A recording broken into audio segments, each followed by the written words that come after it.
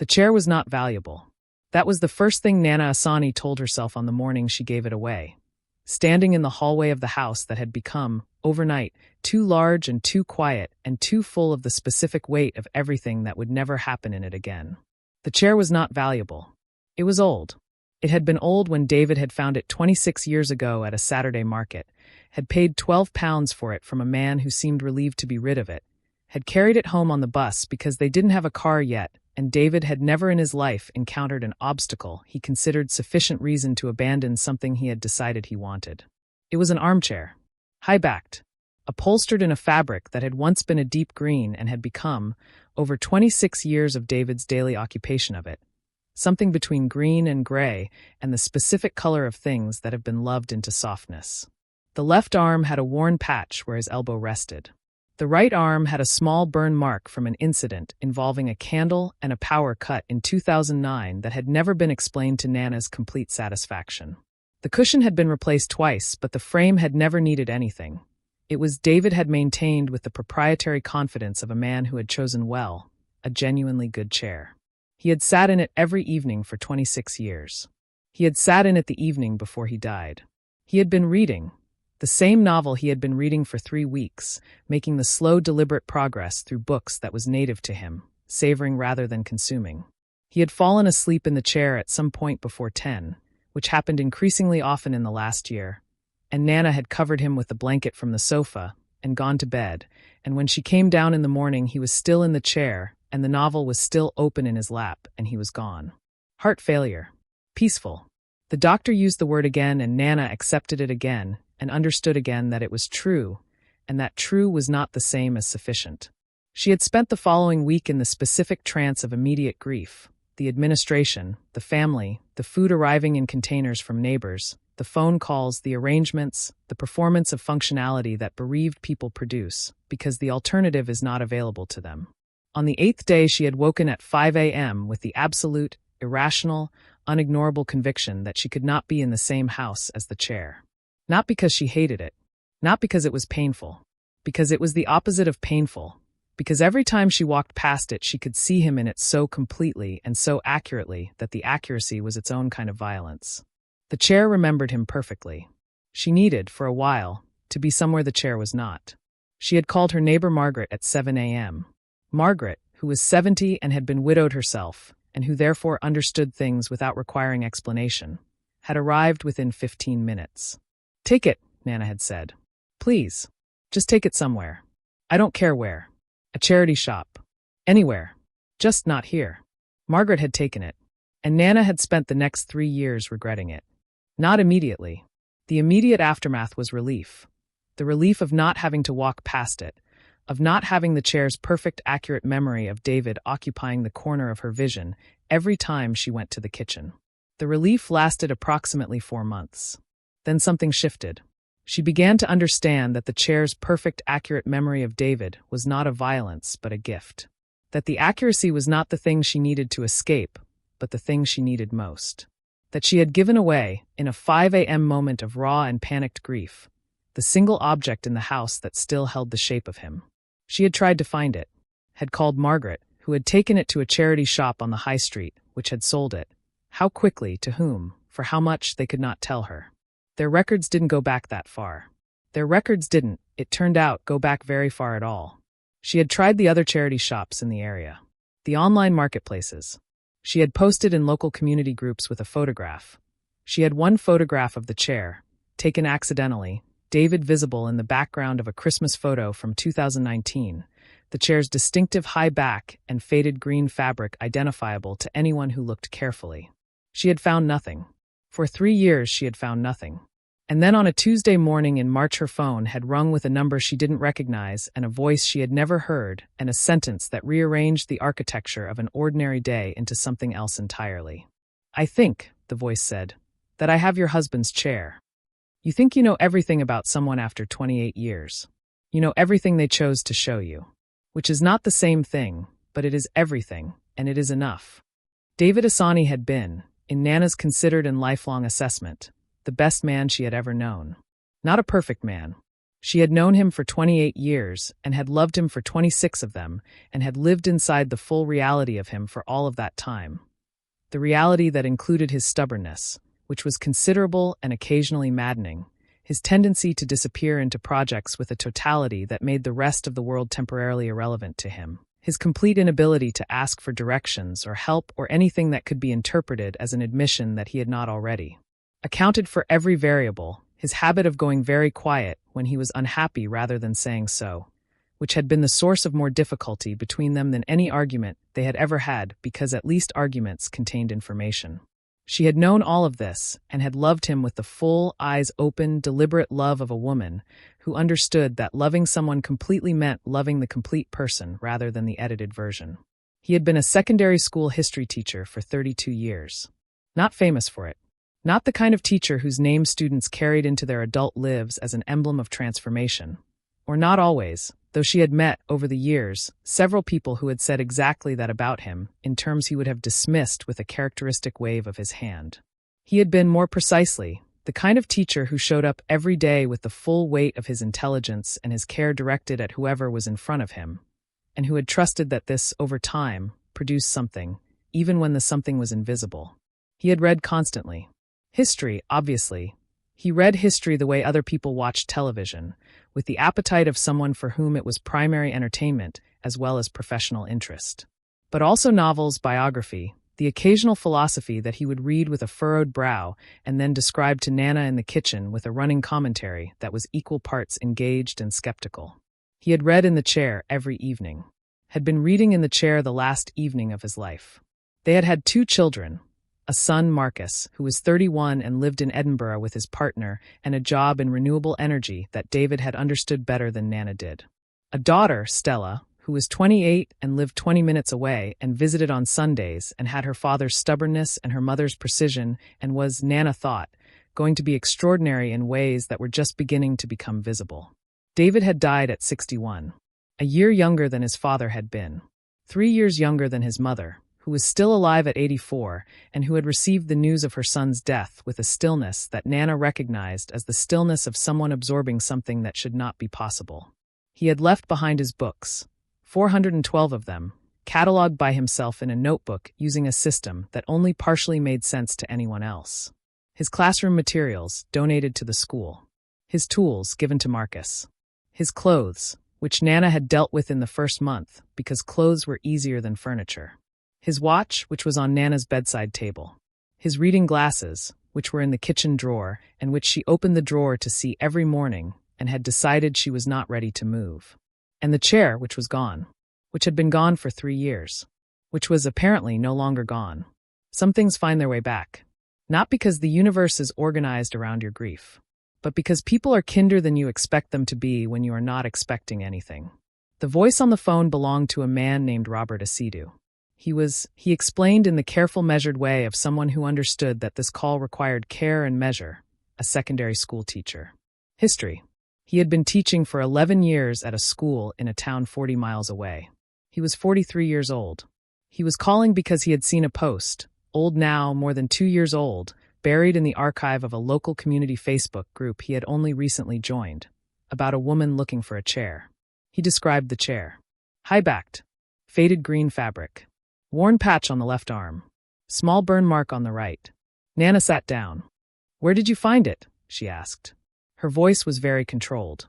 The voice she had developed for situations that required her to be present and functional when her interior was doing something else entirely. "A charity shop," Robert said. "About 3 years ago. Maybe 3.5. It's going to sound strange." He paused. "I was going through a difficult period. I had just ended a long relationship. I was living in a flat that didn't feel like a place I lived in. It felt like a place I was staying temporarily while I figured out what came next. I went into the charity shop. I don't usually go into charity shops. I'm not sure why I went in that day. And I saw the chair." He paused again. "I know this sounds like the kind of thing people say," he said, "but I felt something when I saw it. Something specific. The chair looked like it had been in a room for a long time. Like it had been part of something. I sat in it in the shop. The woman behind the counter looked at me a bit strangely, but she didn't say anything. And I didn't want to get up. It felt like the most settled I had felt in months. Nana was quiet. I paid £8 for it, Robert said. I've had it in my flat for 3 years. I need you to know that it's been well looked after. I sit in it every evening. I read in it. It's the chair I sit in to think. My husband sat in it every evening, Nana said. For 26 years. A silence. I know, Robert said quietly. I found the note. The note. Nana had not known about the note. She had not put a note in the chair. Margaret had not, to her knowledge, put a note in the chair. The chair had left her house on a Tuesday morning with nothing inside it or attached to it except 26 years of David's occupation. There was a note tucked into the back of the cushion, Robert said. Between the cushion and the chair back. I didn't find it until I had the chair for about a month. I was cleaning it properly, I wanted to take care of it, and I found the note tucked in there. I think it had been there a long time. The paper was quite old. What did it say? Nana asked. Robert told her what it said. Nana put the phone down on the kitchen table. She sat very still for a moment. Then she picked it up again. I need to come and see it, she said. The chair. If you would be willing. That's why I called, Robert said. Of course. He had written it for himself, which made it the most honest thing she had ever read. She drove to Robert's flat on a Saturday. Marcus came with her. She had told her children about the call, and Marcus had immediately said he was coming, and Stella had said the same, and there had been a brief negotiation that had resulted in Marcus coming because he was between trips, and Stella would come when Nana went back, if she went back. Robert's flat was on the 3rd floor of a building that was pleasant and unremarkable in the way of flats occupied by people who are between versions of their life. He met them at the door, a tall man with a careful face and the specific quality of attention that Nana associated with teachers, with people who had spent years training themselves to be fully present to whoever was in the room. He brought them inside. The flat was simply furnished. Books, a lot of books, history prominently featured, organized with a system Nana could not immediately decode, but which clearly had one. A kitchen table with papers on it. A window with a view of a garden below. And in the corner, by the window, positioned to catch the light, the chair. Nana stopped in the doorway of the living room. It was exactly as she remembered it. Of course it was. She had been remembering it for 3 years with the precision of someone who has lost something and cannot stop reconstructing it. But the reality of it was different from the reconstruction.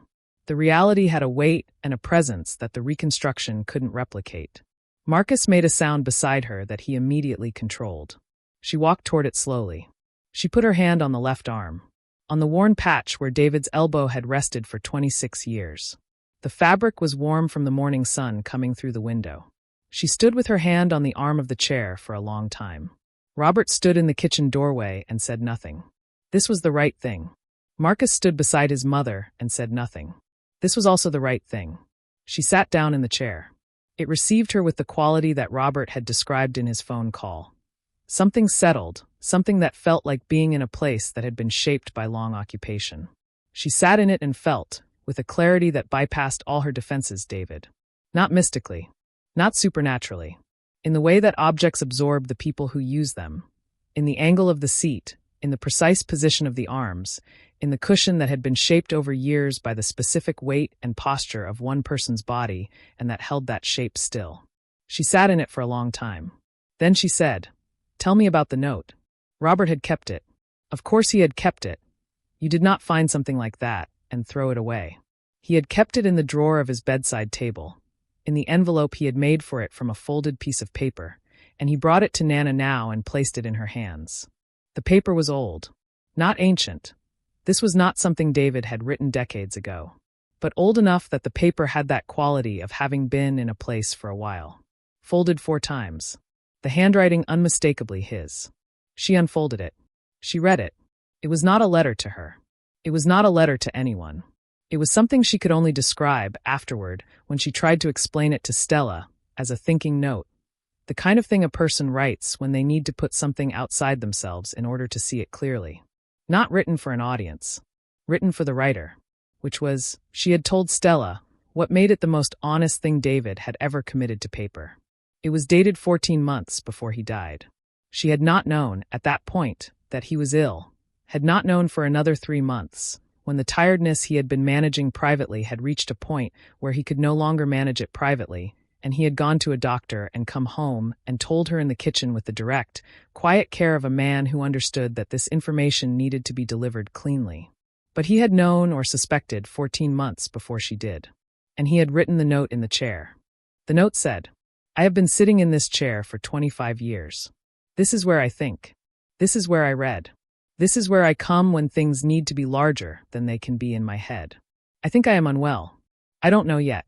I think something is happening that I will need to tell Nana about soon, and I am sitting in the chair because I cannot yet think about it anywhere else. I want to write down the things I know while I know them clearly. I know that the last 25 years have been the best of my life. I know that when I try to think of a version of my life that was better, this is the version I keep returning to, which tells me something I should probably say out loud more often. I know that I have not always said it out loud enough. I know that Marcus is going to be all right. I know this in the way I know certain historical facts. Not from evidence exactly, but from a quality of pattern recognition that I trust. I know that Stella is going to be extraordinary, and that she already is, and that she doesn't know it yet, and that the not knowing is part of what will make the knowing, when it arrives, so complete. I know that Nana is the reason everything works. She has always been the reason everything works. I want to write that down here because writing it down makes it more real than thinking it, and I want it to be real. I know that if something is happening, I will be afraid. I know that I will try not to show it because showing it is not in my nature. I know that this will probably frustrate her, as it has always frustrated her. I know that the frustration is also love. I know that the chair is good. I have always known the chair was good.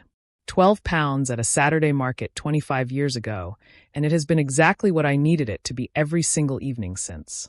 I think that is most of it. I think that is most of what I know. D. Nana held the note for a long time. Marcus sat on the floor, just sat down, right there on Robert's living room floor, with his back against the wall, and looked at the ceiling. Robert was in the kitchen. The chair was warm from the morning sun. Outside the window, the garden was doing what gardens do in March. Tentative, provisional, the very early green of something that is deciding to begin. She read the note again. Nana is the reason everything works. She has always been the reason everything works. I want to write that down here because writing it down makes it more real than thinking it, and I want it to be real. She thought about 28 years. She thought about all the things he had not said, and that she had learned to read in the space where the saying would have been.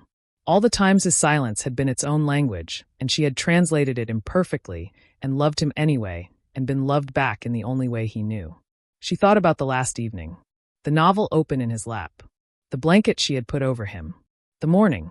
She thought about 8 pounds and a charity shop and a man who sat in the chair every evening because it felt like the most settled he had felt in months. She looked at Robert standing in the kitchen doorway. "Why did you call me?" she asked. Not with accusation, with genuine curiosity. "You could have kept the chair. You could have kept the note. I would never have known." Robert considered this seriously. "I found the post by accident," he said. 2 years after you wrote it. I wasn't looking for it. I was looking for something else entirely, and it came up in the search. And I sat with it for about 3 weeks before I called." He paused. The chair was never going to be mine in the way it was his. I could feel that. It had already been somewhere specific. I was borrowing it, in a way, without knowing it. When I found the post, I understood that the loan was over. Nana looked at him. "You gave it a home," she said, "when I couldn't." "You needed time," he said simply. "The chair needed somewhere to be while you had it. Some things come back to you changed. Some things come back exactly the same. The difference is always in you." The chair came home on a Sunday. Marcus drove it in his car. The chair in the back seat, the same way David had brought it home 26 years ago on a bus from a Saturday market, though the logistics were considerably simpler this time. Stella was at the house when they arrived. She had been there since morning, had made food, had rearranged nothing. She understood instinctively that this was not a day for rearranging things, and had been waiting with the careful, present attention of a daughter who has decided that the most important thing she can do today is simply be here. Marcus and Stella carried the chair through the front door. They put it in the corner where it had always been. The corner had been empty for 3 years. Nana had not put anything else there. She had told herself this was because she hadn't found the right thing. She understood now that she had been leaving the space. The chair settled into the corner with the quality of something returning to its correct position, which was exactly what it was doing. Nana sat in it. Her children stood and watched her sit in it with the expressions of people witnessing something they know is significant and have the wisdom to let be significant without commentary. She sat in it for a long time. Then she said, "He wrote that note in this chair." "I know, Mum," Stella said. "He was afraid and he sat in this chair to think about it, and he wrote it down, and then he folded it up and tucked it behind the cushion." She paused. "Why did he put it behind the cushion?" Marcus and Stella looked at each other. "I don't think he meant to keep it there," Marcus said slowly. "I think he put it there temporarily and forgot it was there." "Or," Stella said carefully, "he put it there because he wasn't ready to do anything with it yet. Because the chair was the only place it could exist at that point." Nana considered this. "Your father," she said finally, "always said the chair was good." "He was right," Marcus said. "He was right about most things," Nana said. "He just didn't say them out loud often enough." She looked at the note, which she was holding in her hands. "He said them in here," she said. "When he needed to. He said them in here. A stranger who holds something precious for you until you are ready for it is not a stranger. They are something the language hasn't named yet." Nana wrote to Robert the following week. A proper letter, on proper paper, which felt right in a way she could not entirely articulate but trusted. She thanked him for the call, and for the care he had taken of the chair, and for the 3.5 years in which it had been somewhere good, while she wasn't ready for it to be home. She told him about David. Not everything. Everything was too large for a first letter. But enough. The history teacher who read history for pleasure. The Saturday market and the 12 pounds. The 26 years of evenings. She told him what the note had done to her. Not what it had meant. That was still in process, was still being understood, would perhaps be understood for the rest of her life in ways that kept changing as she changed. But what it had done. How it had arrived at the exact moment when grief had settled into something longer and slower than the acute pain of the first year. When she had been starting to worry that she was forgetting the quality of him rather than just missing the fact of him, and how the note had returned the quality with a precision that no photograph or recording could have managed. She asked about him. Genuinely. Not as social currency. She had met him for 3 hours on a Saturday and had understood that he was someone worth knowing. He wrote back. They wrote to each other for 6 months. Real letters. By hand. Not because either of them had made a rule about it or a decision about it, but because the first letter had been handwritten and the second had been handwritten in response, and by the third it was simply what they did. An agreement arrived at without being spoken. He told her about the difficult period that had preceded the charity shop.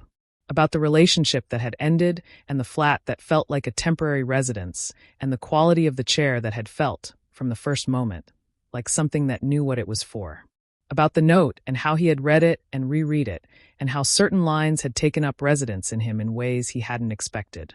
She told him about the 28 years, about the stubbornness and the silence and the language she had learned to read in the absence of words, about the children and who they were becoming, about the specific, unreasonable grief of loving someone for 28 years and finding that the expertise you have built is now without a subject. She told him about teaching. She had taught primary school for 20 years before taking an administrative role that she was good at, and that gave her less.